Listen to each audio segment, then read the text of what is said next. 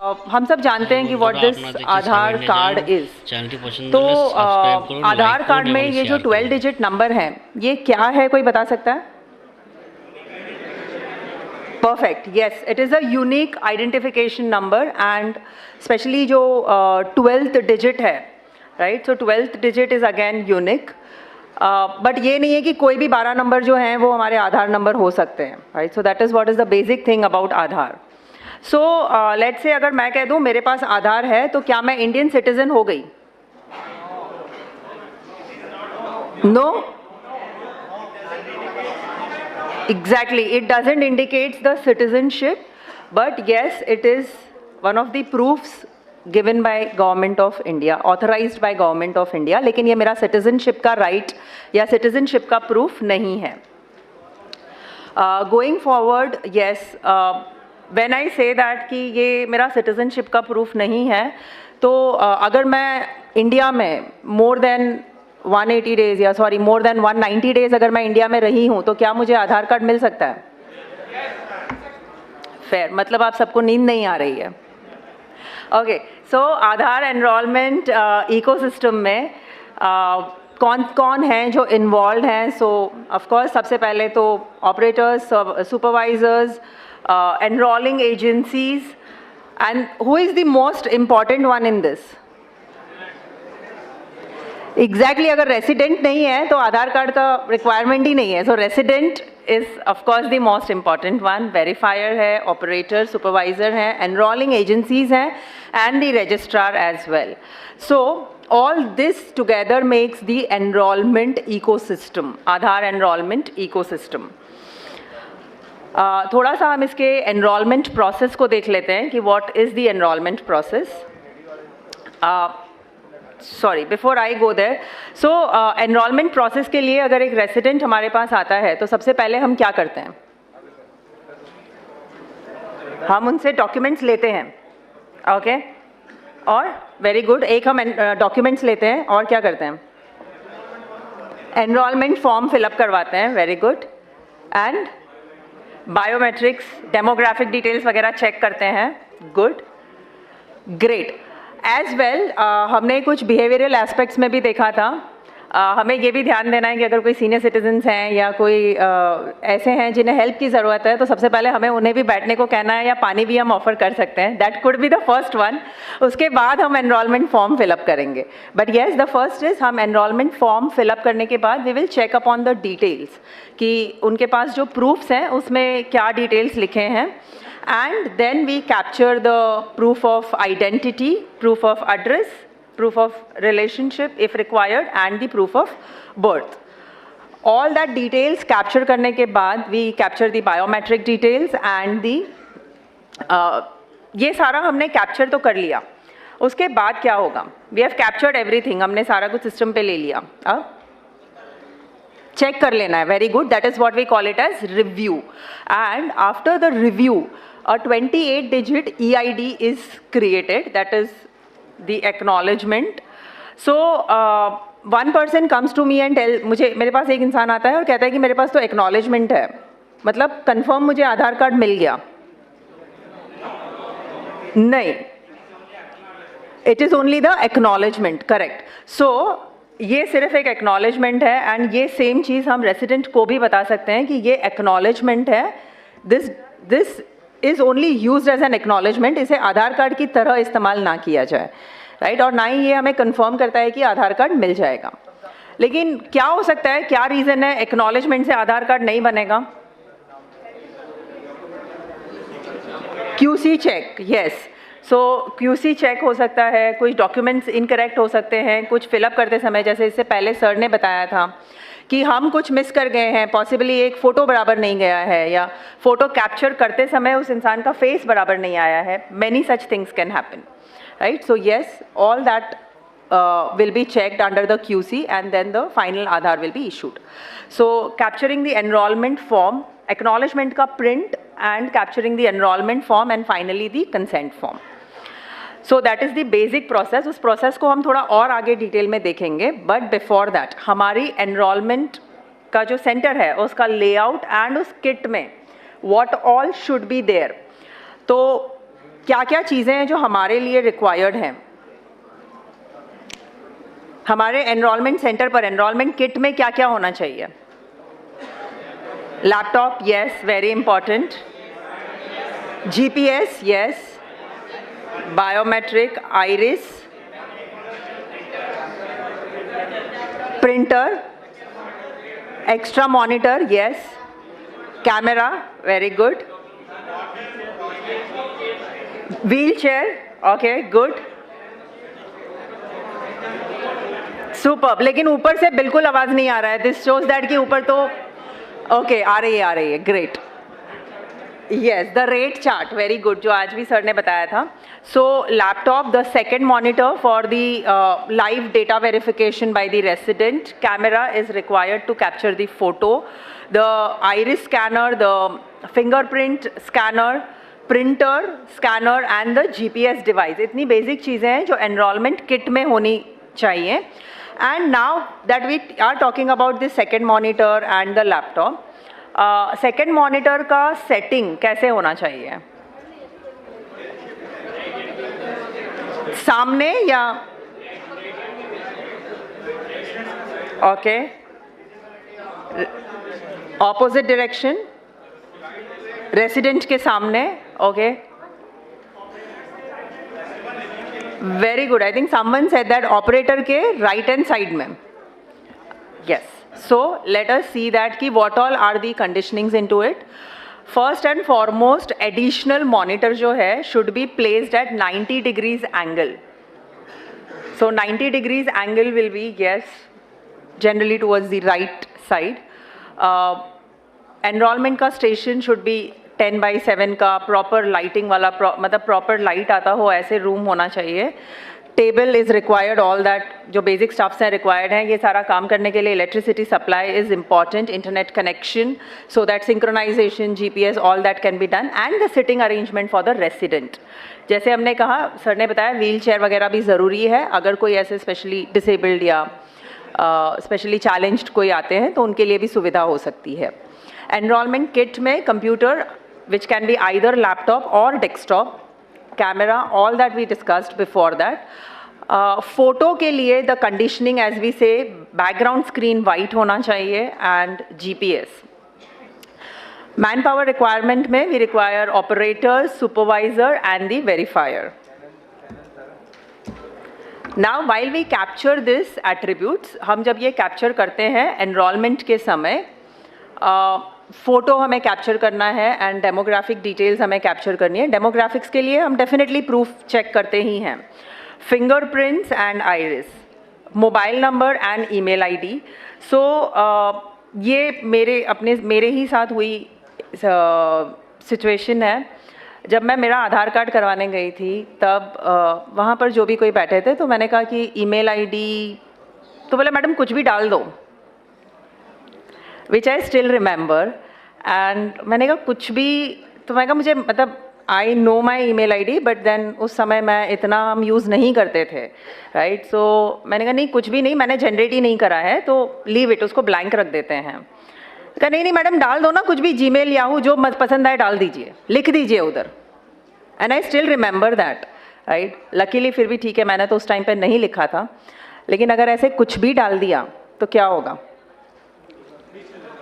Exactly, there will be a misuse इसलिए because वहाँ पर भी जब OTP या ऐसा कुछ जनरेट होता है, आधार OTP, ई साइनिंग की जो आज सर बात कर रहे थे, ई साइनिंग में email IDs also can be utilized and that will be misused.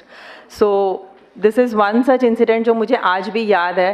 And जाने अनजाने भी आज मैं फिर ये 500 लोगों को बोल रही हूँ, विच मीन्स और 500 लोगों तक ये भी माउथ पब्लिसिटी हो जाती है कि कोई कहीं बैठा, ये गलत नहीं कह सकते, लेकिन एक नेग्लिजेंसी था, right. So mobile numbers and email ID, यहाँ पर भले ही हम बता रहे हैं कि ये ऑप्शनल है, लेकिन प्लीज़ एंश्योर कि ये हो तो सही लिखें. लेकिन सिर्फ लिखने के लिए नहीं लिख दें कि ठीक है नाम है कीर्ति तो कीर्ति डॉट मदलानी करके कुछ भी डाल दिया, याहू या ऑर्कुट या जीमेल या whatever, right. So after that ये email IDs, mobile number and demographic details capture करने के बाद we check for the uniqueness, right. So यहाँ पर ये खास चेक किया जाता है कि ये फिर से मतलब पहले से ऑलरेडी ये सिस्टम में है या नहीं है, right. So that is why we check that. Then coming on to new enrolment and update. So new enrolment के लिए एक इंसान कितनी बार आएगा हमारे पास? एक ही बार आएगा. देयर इज़ नो पॉसिबिलिटी कि न्यू एनरोलमेंट के लिए मैं बार बार आऊँ. मेरा जन्म एक ही बार हुआ है, right. So obviously it is once, but update के लिए there are things where people might, जहाँ पर लोग एक से ज़्यादा बार आएंगे. So कहाँ पर हम enrollment कर सकते हैं? Of course हमारे UIDAI के authorized permanent enrollment centers पर हो सकता है ये. Offline enrollment भी possible है. आज भी काफ़ी लोगों ने कहा था कि offline भी कर रहे हैं. एनरोलमेंट के लिए, न्यू एनरोलमेंट के लिए हम जब भी आते हैं तो पर्सनली वहाँ पर होना is also important. And when we talk about update, update में लिमिट्स हैं. थोड़ा सा हम ऊपर की आवाज़ सुनना चाहेंगे कि लिमिट बेस्ड अपडेट जो है तो नाम कितनी बार चेंज हो सकता है? Very good. अब ऊपर जो बैठे थे उन्होंने सोचा कि मैडम तक आवाज़ नहीं पहुँच रही है, बेटर इशारे में ही बात कर लें. Great. Date of birth, yes, I cannot change. मैं बार बार चेंज नहीं कर सकती हूँ date of birth. However, at the same time ये भी ध्यान रखना है कि जब हम उनका डेट ऑफ बर्थ फिलअप कर रहे हो तो करेक्ट हो, ताकि अगेन ईज ऑफ लिविंग हो सके, राइट. जेंडर एक बार, it is only once. So multiple times address, mobile and email updates are permitted, लेकिन डॉक्यूमेंट्स का proof is required and biometric capture होगा, राइट. फिजिकल अपीयरेंस अगेन यहाँ पर enrolment update के लिए भी इम्पॉर्टेंट है.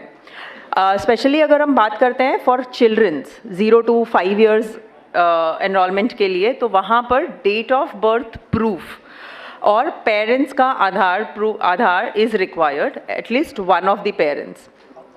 आधार letter is required as head of family.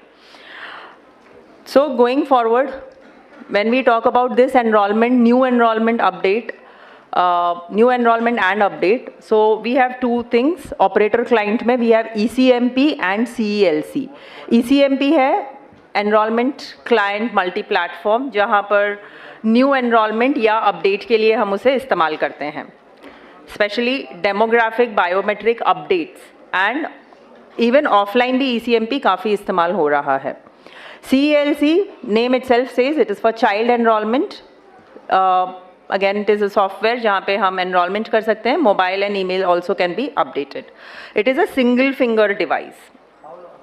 Now, online services पर भी हम ये काफ़ी चीज़ें हैं जो कर सकते हैं. That is nothing but My Aadhaar portal. So अगर मैं सेंटर पर जाकर नहीं करना चाहती हूँ, I can do it online as well. But minor name में some minor changes हैं, date of birth है या gender address. ये updates can be done. So as we say, enrollments and update, तो enrollment किस किस type का होता है? Enrollment either will be document based, जहाँ पर मेरे पास सभी documents available हैं मेरे, identity, address proof, and if I am giving a address proof of someone else, then I will require a relationship proof that will be HOF based, head of family based, या फिर introducer based, या फिर child enrollment होगा. अगर child enrollment है तो that will be also one separate category. And update type will be demographic updates या फिर biometric updates. Yeah. सब लोग ध्यान दें, आप लोग को एक ये फीडबैक फॉर्म मिला होगा. सबको मिल गया फीडबैक फॉर्म? तो अब इसमें जो भी फील्ड्स हैं, एक ऑपरेटर नेम होगा, ऑपरेटर आईडी होगी, date of training, location, regional office, mobile number, email ID, ये सब फिल करना मैंडेटरी है. ठीक है, ये सारे आपको वो फील्ड्स में फिल करने. लोकेशन में आप लिखोगे न्यू दिल्ली, और रीजनल ऑफिस में भी क्योंकि इसी जगह पे हो रहा है, ठीक है, तो न्यू दिल्ली रहेगा. उसके बाद आपको रेटिंग के लिए आप देखो सेशन फीडबैक पे ये 8 मॉड्यूल के लिए आपको मिले हैं रेटिंग्स मिले हैं 5 being excellent and 1 being poor. इसके बीच में 4 है वेरी गुड है, 3 गुड है, 2 फेयर है. तो इस क्राइटेरिया के हिसाब से जो भी आपको लग रहा हो कि जो भी सूटेबल फीडबैक है तो आप उस बॉक्स में टिक मार्क करोगे। और सेम चीज़ लागू होती है पैरामीटर्स रेटिंग के लिए भी। Achievement of training objective, training content, course length, participation, presentation and sustainability. तो आपको जो भी लगता है कि अगर आपको लगता है कि अचीवमेंट ऑफ ट्रेनिंग ऑब्जेक्टिव हो गया है, उस हिसाब से अपने हिसाब से आप फीडबैक फिल करोगे, आप टिक मार्क करोगे।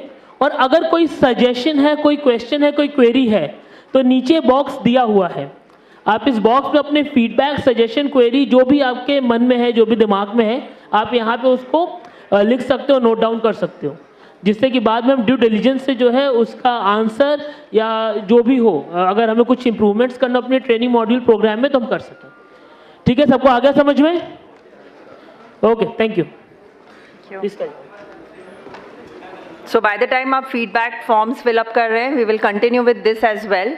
इसे भी हम कंटिन्यूएशन में ही रखेंगे। सो एनरोलमेंट अपडेट प्रोसेस में हमने जैसे पहले ही कहा था कि first we will fill up the form, then the resident. अगर रेसिडेंट को कोई डिफिकल्टी है तो क्या हम फॉर्म फिलअप कर सकते हैं? Yes, no?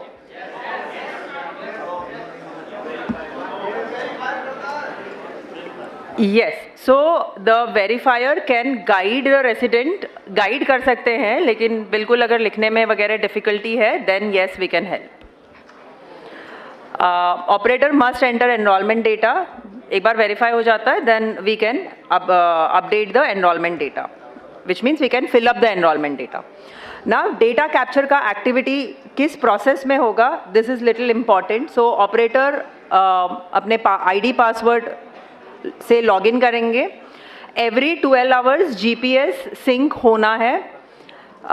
जैसे हमने सुबह या इसे लंच से पहले के सेशन में भी हमने डिस्कस किया था कि ये जीपीएस सिंक से बिल्कुल पता चलता है कि आप कहाँ हैं, right? So it is default every 12 hours it has to be synced. Operator sync करना है once in a day, which is हर 24 घंटे में एक बार ऑपरेटर सिंक होना है, एंड द ऑपरेटर डिस्क्लोजर। इतना होने के बाद फिर हम रेसिडेंट का डेमोग्राफिक डिटेल्स एंटर करते हैं। फ्रॉम देयर रेसिडेंट के डॉक्यूमेंट्स सिलेक्ट करते हैं, अगर हेड ऑफ फैमिली डिटेल्स हैं तो उस हिसाब से एंट्री होती है। Then we capture the biometric capture which is photo, fingerprints and the iris.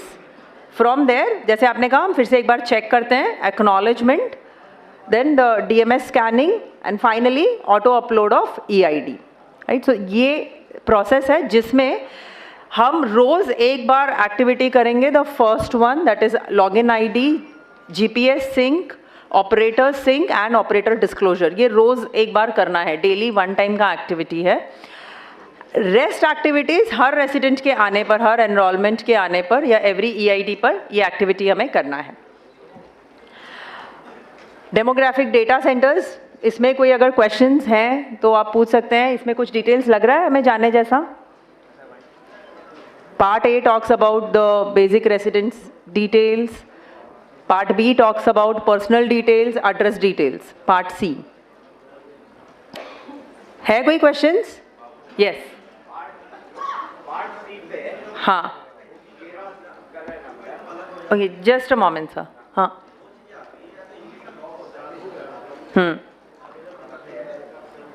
Update के लिए डालते हैं तो उसमें लिखा हुआ आता है कि आपका इंग्लिश में ही अपडेट होगा पूरा का पूरा, तो उस वजह से कई बार वो रिजेक्ट भी हो जाता है ट्रांसलेशन सिस्टम की वजह से। हाँ, और कई बार इंग्लिश की जगह हिंदी में कन्वर्ट जो होता है वो बहुत सारा अलग ही पूरा लैंग्वेज होती है, जिसको हमें फिर अलग सॉफ्टवेयर के थ्रू करना पड़ता है। उसका मैम कैसे?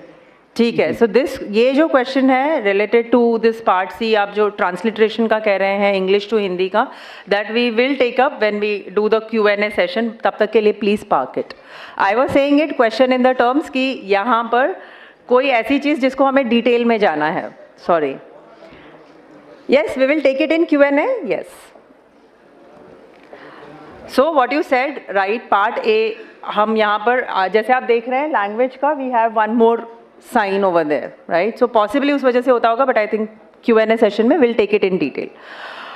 Personal details fill up करते समय we talk about all the details, the name of the resident, date of birth, age and so on, gender.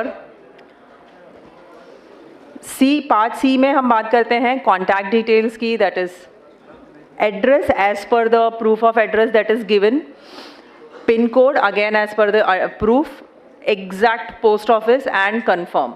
Local language के लिए जो आप बता रहे थे ट्रांसलिट्रेशन एरर्स, सो आइदर हम गूगल यूज़ कर सकते हैं, लेकिन जब हम गूगल यूज़ कर रहे हैं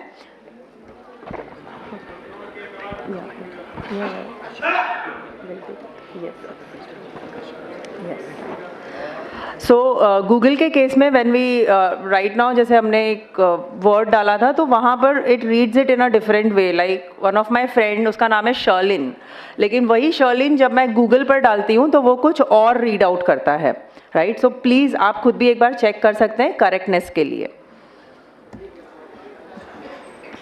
सो अगेन रेसिडेंट के रेफरेंस डॉक्यूमेंट्स जो स्क्रॉल डाउन लिस्ट में दिए हुए हैं, उन्होंने जो सबमिट किया है उसके हिसाब से आपको अपलोड करना है। क्या डेट ऑफ बर्थ के लिए उन्होंने क्या प्रूफ दिया है, एड्रेस के लिए क्या दिया है, आइडेंटिटी प्रूफ क्या सबमिट करा है। Further when we talk about biometric data capture के लिए करेक्ट पॉस्चर में बैठना है, एंश्योर दैट कि चेहरे पर ज़्यादा स्माइल या वन साइडेड फ़ोटो या सेल्फी टाइप का फ़ोटो या कैप के साथ का फ़ोटो ना हो। ये कुछ चीज़ें हैं जो हमें ध्यान रखनी है। चश्मे पहन के मैं फ़ोटो निकलवा सकती हूँ? ओके, इट इज़ अलाउड अगर प्लेन ग्लासेस हैं तो ठीक है, ठीक है। लेकिन अगर मैं गॉगल्स पहन कर निकालना चाहती हूँ, सन ग्लासेस पहनकर फ़ोटो क्लिक करवाते हैं, that will B into a rejected part. Operator shall capture the fingerprints as said, left 4, right 4 and then the 2 thumbs. हाँ, इन केस अगर लोअर बायोमेट्रिक क्वालिटी है, जैसे हम बात कर रहे थे मॉर्निंग में कि अगर क्वालिटी इज लो तो उस समय we can do a force capture, right. So maximum limit जो हमारे सिस्टम की है इज 4 टाइम्स। सो 4 टाइम्स के केस में we can capture it in that way, अगर पहली बार हमें लग रहा है कि the quality is not good. Same will happen for the iris data capture के लिए भी सेम ही चीज़ होगा। In case of low iris quality we can go for, हम फोर्स कैप्चर के लिए परफॉर्म कर सकते हैं या फोर्स कैप्चर हम ले सकते हैं, लेकिन मिक्स आइरिस कैप्चर नहीं करना है, विच मीन्स किसी और का आइरिस कैप्चर करके अपलोड कर दिया, वो नहीं करना है। रिव्यू एंड कंफर्मेशन, एक बार हमने जो भी कुछ अपलोड कर दिया है just review it. Once the review is done, आपको वहाँ पर कलर्स के हिसाब से दिखाई देगा। Red colour which will indicate कि कहीं पर एरर है, ग्रीन विल इम्प्लाई दैट कि सब कुछ बराबर से कैप्चर हो गया है, and the orange will say that कि हम जिस स्क्रीन पर हैं वो स्क्रीन अभी तक कंप्लीट नहीं हुआ है, rest all is completed, right. So please check upon the colour and once it is all green then we can go ahead with the review. So review screen पर again हम ये सारी details एक बार resident को भी दिखा सकते हैं, रेसिडेंट चेक करके कंफर्म कर सकते हैं। Once resident is confirming it then the biometric update will be generated. एक बार रेसिडेंट ने कंफर्म कर दिया फिर हम वापस जा सकते हैं? No, we can not roll back. So review and confirmation of captured data में this is how the review will be done. Then the operators finger and अगर HOF का है तो HOF's fingerprint and further we can click on save. Acknowledgement के लिए please generate the receipt in a regional language. So अगर वहाँ पर चाहते हैं तो हम हिंदी या वहाँ की लोकल लैंग्वेज में प्रिंट करा सकते हैं, अदरवाइज डिफ़ॉल्ट में इंग्लिश में प्रिंट होगा। Click the print button and finally the acknowledgement will be there. Consent for enrolment we can click there and the process, the basic process is done. Acknowledgement printing के बाद signature of both the resident and the operator is done, then we can attach the documents. So we can click on print attach documents का tab. Documents attach करने के बाद which means scanning the documents again, वहाँ पर हमें ध्यान देना है कि कहीं पे हम mistake ना करें. Then coming on the fees part, काफ़ी बार डिस्कस हो गया है, so I'll not go in detail. We know कितना फीस है and this is inclusive of GST जो पहले ही डिस्कस हो गया है. Yes.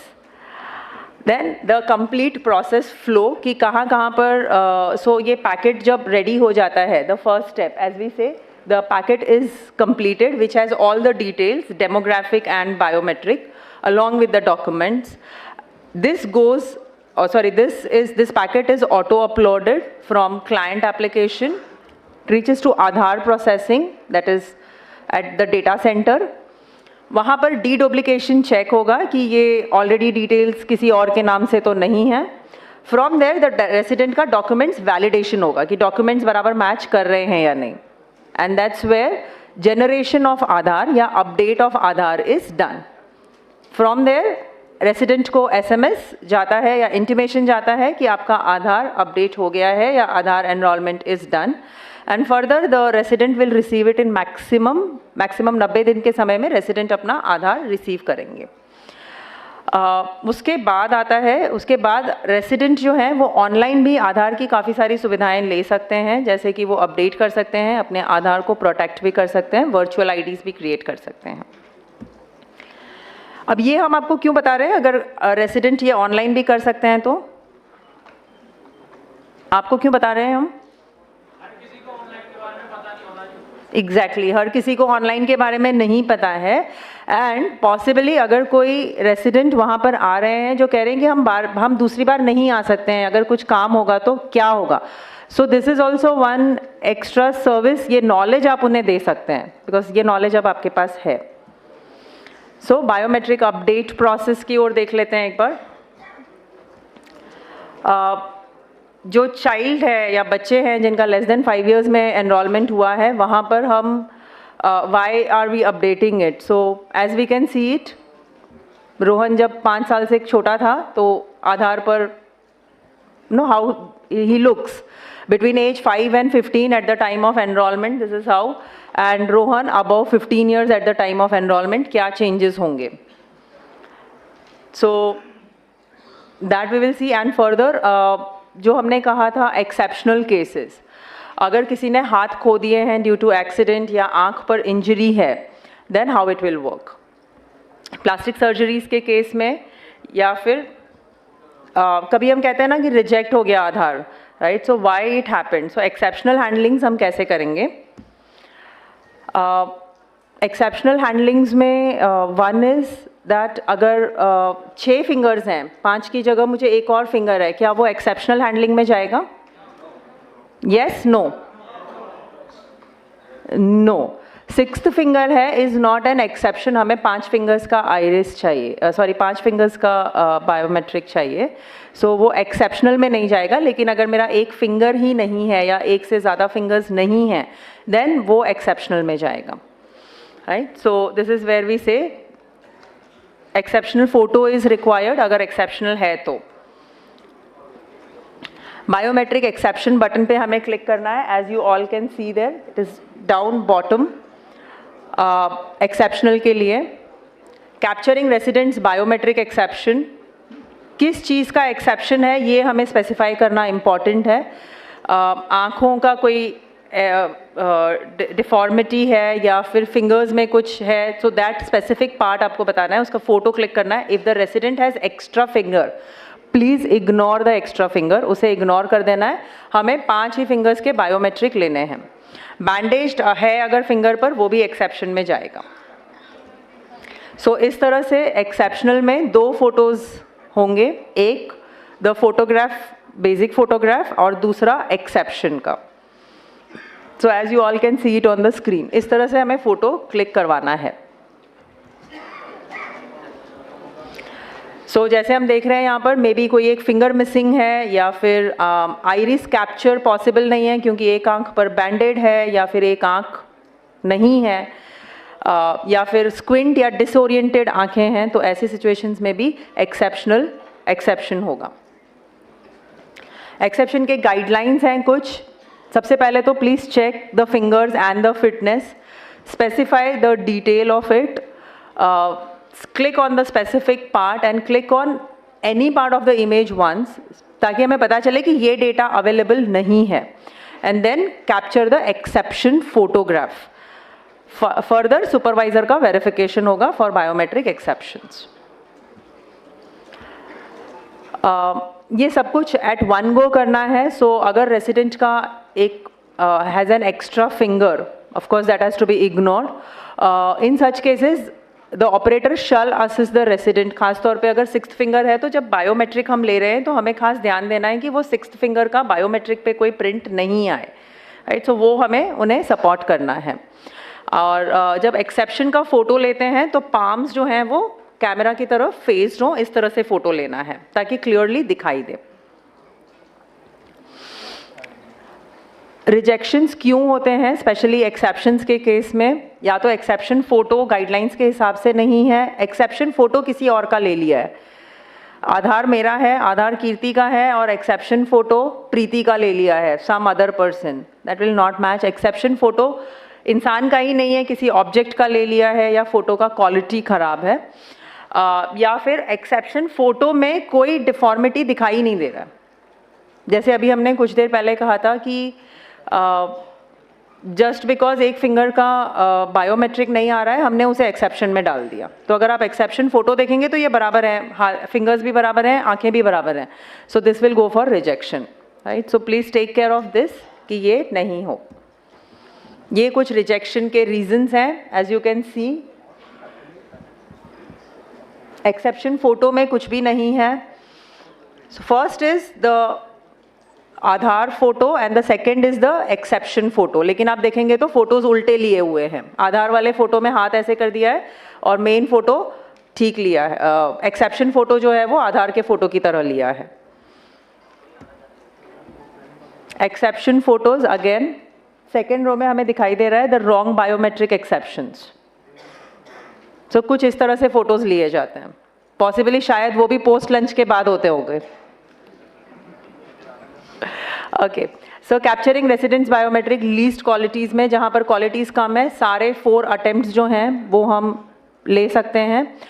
क्वालिटी ना भी ध्यान में रखें और हम कंटिन्यूसली 4 बार उनके बायोमेट्रिक्स या आइरिस ले लें, दैट विल वर्क. वो हमें डिलीट नहीं करना है. And to ensure that all the attempts are uploaded. और सेम रेसिडेंट के सारे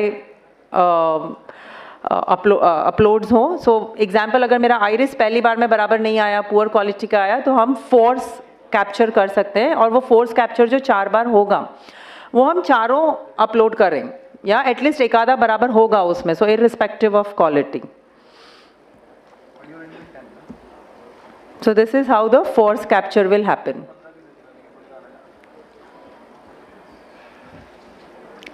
Some do's and don'ts, the basic do's and don'ts. Suggestions, जब हम नाम वगैरह देखते हैं तो प्रूफ डॉक्यूमेंट्स के साथ मैच किया जाए. नाम लिखते समय बीच में जनरली हम लिखते हैं MN शाह, सो M के बाद डॉट डाल दिया. ऐसे नहीं, पूरा नाम हो, डॉट्स वगैरह का इस्तेमाल ना हो, NA नॉट एप्लीकेबल नहीं लिखा हो. And the correct gender to be captured. Age, address should match with the proofs. And fake documents वगैरह हम एक्सेप्ट नहीं करें. स्पेशल कैरेक्टर्स या अनपार्लियामेंट्री लैंग्वेज का इस्तेमाल ना हो. फोटोग्राफ बराबर लाइट में लिया जाए. एंड फ़ोटो का फ़ोटो नहीं लिया जाए. किसी और इंसान के फ़ोटो की जगह किसी और चीज़ का ही फ़ोटो अपलोड हो गया है. जैसे हम सुबह कह रहे थे कि बस मोबाइल में हम कुछ और कर रहे थे, उसने अपना फ़ोटो क्लिक करा एंड हो गया. सो वो सब नहीं हो, उसका ध्यान रखा जाए. हेड वगैरह ऐसे टिल्ट नहीं हो जब वो फोटो कैप्चर हो रहा हो. It has to be straight हो. And the documents the operator should verify. एक बार अपलोड करने से पहले हमें वेरीफाई कर लेना है. क्या हम फोटो कॉपीज ले सकते हैं डॉक्यूमेंट्स के? नहीं, बट मैं तो आपके पड़ोस में ही रहती हूँ. यस, हमें उनके ओरिजिनल कॉपीज चेक करने हैं. और वो ओरिजिनल कॉपी का हम डुप्लीकेट या जेरोक्स अपने पास रख सकते हैं? नहीं. So once it is done, वो हमें उन्हें रिटर्न कर देना है. Right. Done. So going ahead, next I would like to ask. Okay. So ये हमने देख लिया है. नाउ जस्ट एक क्विकली हम नज़र डाल लेते हैं ऑन द डॉक्यूमेंट्स क्या क्या रिक्वायर्ड है. एज वी सेड कि documents time and again update होते रहते हैं. So a quick look at it. Proof of identity में क्या क्या होना चाहिए? It's a identity proof. नहीं, प्रूफ ऑफ आइडेंटिटी में क्या दिखना चाहिए? नाम एंड फोटो. करेक्ट. एड्रेस में सिर्फ एड्रेस दिखाई दिया, मेरा नाम नहीं दिखाई दिया, चलेगा?